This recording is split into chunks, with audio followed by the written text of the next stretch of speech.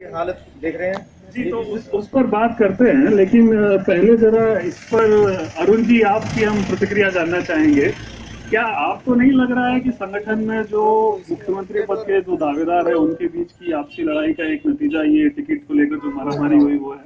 ऐसा कोई नहीं है, जो पार्टी तो आप सभी लोग मान रहे हैं कि ऐसी कोई समस्या नहीं है, तो समस्या है उसको आप लोग सुलझा ले जाएंगे। बिल्कुल अपने स्तर पर सुलझा दिया जाएगा और जो कार्यकर्ता है एकजुट होकर बिल्कुल मोदी जी की नीतियों का घर घर तक प्रचार करेंगे और उनको। चलिए हम लोग मान लेते हैं कि समस्या आप लोग सुलझा लेंगे। अब जरा इस पर बात करें कि ददाऊ के कई लोगों का आरोप भी लगता रहा है, ददाऊ के साथ बहुत सौतेला बर्ताव होता रहा है। विनय कुमार जी जो आपके विधायक थे वो सीपीएस भी थे, चीफ पार्लियामेंट्री सेक्रेटरी भी थे, उनके 5 वर्ष के कार्यकाल का आप लोग मूल्यांकन करें तो कैसे करेंगे? अगर आप मूल्यांकन खुद देखना चाहते हैं तो यहाँ से एक रोड पोंटा साहिब जाती है और 8 किलोमीटर वो रोड कच्चा है टोटल। और जब पहले सीपीएस साहब इलेक्शन में आए थे तो उन्होंने वायदा किया था और उस सड़क को रेणुका विधानसभा क्षेत्र की अगर आप रीढ़ की हड्डी भी कहें, लाइफ लाइन भी कहें, तो आपको पोंटा से और धौलाकुआं देहरादून हरिद्वार से कनेक्ट करती है। वो रोड आज उससे भी वर्स्ट कंडीशन में है।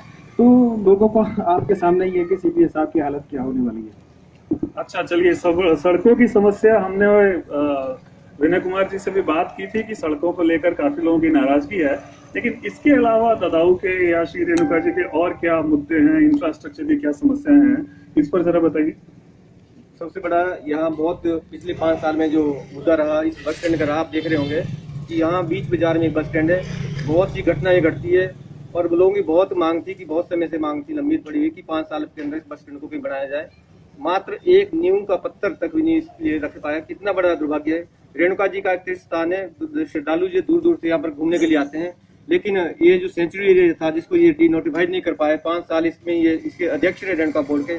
कितना दुखद विषय है। ये तो रेणुका जी का जो तीर्थ स्थान है, पिछली सरकार ने इसको जो अंतर्राष्ट्रीय दर्जा दिया, ये तो इसको डिनोटिफाइड भी 5 साल में नहीं कर पाए। जी, अब पुराने वायदों की बात हो रही है, पुराने आश्वासनों की बात हो रही है, तो जरा एक पुराना वायदा हम भारतीय जनता पार्टी का भी याद दिलाएं। गिरी पार के लोगों का लंबे समय से मांग रहा है कि गिरी पार के क्षेत्र को जो है एसटी स्टेटस दिलाया जाए, उनको आदिवासी क्षेत्र के अंतर्गत मिलने वाली सुविधाएं दिलाई जाए, क्योंकि उनके उत्तराखंड की तरफ रहने वाले जो रिश्तेदार हैं, जिनसे उनके संबंध होते हैं, जो उनके सगे संबंधी हैं, वो लोग एसटी स्टेटस का लाभ उठाते हैं। तो जब आपसी संबंधों में एक तरफ बॉर्डर पार के लोग उठा रहे हैं, इधर के लोग नहीं उठा पा रहे, तो उनको लगता है कि कहीं ना कहीं उनकी सरकार इसके साथ में न्याय नहीं कर रही है। ये मांग लंबे समय से उठ रही है। भारतीय जनता पार्टी के केंद्रीय मंत्री जुएल ओरांव जी भी इस संबंध में आश्वासन दे चुके हैं, राजनाथ जी भी आश्वासन दे चुके हैं। क्या हुआ जो अब तक ये मांग पूरी नहीं हुई? देखिए, अगर आप इस बारे में बात करेंगे तो भारतीय जनता पार्टी का ही इसमें कदम रहा है, जिन्होंने अभी पीछे भी इस मांग को बड़े जोरों शोरों उठाया है। लेकिन जो जनजातीय का मुद्दा है, आप सभी जानते हैं कि इतनी जगह से उसकी फाइल की क्लियरेंस होनी होती है। कई डिपार्टमेंट, तो 10 डिपार्टमेंट होते हैं कम से कम भारत सरकार में।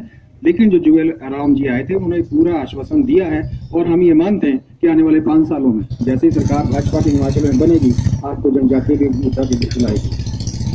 अच्छा, तो अब पूरे प्रदेश की अगर बात करें तो क्या आप लोगों को विश्वास है कि आपकी पार्टी सरकार में आ रही है? जहाँ तक प्रदेश की बात है, हमारी सरकार जो है 50+ का लक्ष्य लेके चली हुई है और भारतीय जनता पार्टी 50+ का लक्ष्य जो अवश्य। लेकिन कल मैं आपके पार्टी कार्यालय में, प्रदेश कार्यालय में गया था, आपके प्रदेश अध्यक्ष से बात हुई, उन्होंने कहा कि नंबर्स पे हम बात नहीं करेंगे। आप लेकिन नंबर दे रहे हैं कि 50 आप लोग ला रहे हैं। बिल्कुल कॉन्फिडेंस के साथ वो हम इसलिए करें कि फील्ड में लगातार काम कर रहे हैं, कार्यकर्ताओं से मिल रहे हैं, लोगों से मिल रहे हैं और नीतियां जो है भारतीय जनता पार्टी की नीतियों को जो घर घर तक पहुंचा रहे हैं। उसी यहाँ पर हम कह सकते हैं कि भारतीय जनता पार्टी 50+ का जो लक्ष्य है अवश्य पूरा करेगी। उसमें हमारी जो रेणुका जी चुनाव क्षेत्र से जो विधायक है वो भी इसमें शामिल होंगे। जी, तो भारतीय जनता पार्टी वाले तो अपनी बात कर रहे हैं, हम सामान्य लोगों से जरा बात करें कि इनको क्या लगता है इस संबंध में। भागिए मत कुछ नहीं होगा। आप ये बताइए, यहाँ का जो टिकट भारतीय जनता पार्टी का दिया, उससे लोगों में कुछ असंतोष है या नहीं? अरे तो टाइम ही बताएगा। अभी आप नहीं बताएंगे? कुछ नहीं कह सकते। टिकट को लेकर असंतोष है क्या यहाँ के लोगों में या कोई असंतोष? जी बिल्कुल असंतोष है और असमंजस में पड़ गए हैं भाजपा के लोग। अच्छा। और निश्चित तौर पर विजय विनय की होगी। अच्छा, तो ये देखिए, दूसरी पार्टी के समर्थक भी हमको इसी भीड़ के अंतर्गत मिल गए। अगर मैं आपसे पूछूं, आपका वोटिंग कार्ड है? वोटिंग कार्ड है आपका? वोटिंग कार्ड है? नहीं, वोटिंग कार्ड नहीं है। आपका वोटिंग कार्ड तो होगा इसी विधानसभा का है? बिहार का। अच्छा, आप बिहार से यहाँ पर काम करने के लिए आए हैं, हर साल आते हैं? अच्छा, तो अगर हम और लोगों से बात करें, भाई साहब आप तो यहीं के वोटर हैं या नहीं है? यहीं के वोटर हैं। अच्छा, ये विनय के आदमी, आप किसके आदमी हैं? आप विनय के आदमी, आप कांग्रेस समर्थक हैं। तो आपको क्या वजह लगती है, आप क्यों कांग्रेस को लगातार वोट करते हैं? अच्छा काम कर रहे हैं। अच्छा काम कर रहे हैं। तो विनय कुमार बतौर सीपीएस 5 वर्ष जो काम किया उससे आप संतुष्ट हैं? और बीजेपी के बारे में आपका क्या कहना है? बीजेपी का कोई काम नहीं करा। कोई काम नहीं करा। चलिए, बीजेपी वालों से नाराजगी है, बीजेपी वालों ने कोई काम नहीं करा। तो ये थी हमारी फेसबुक पंचायत श्री रेणुका जी के ददाऊ कस्बे से। हिमाचल प्रदेश की राजनीतिक सरगर्मी से जुड़ी हुई तमाम खबरों को लेकर हम लोग आपके बीच में आते रहेंगे।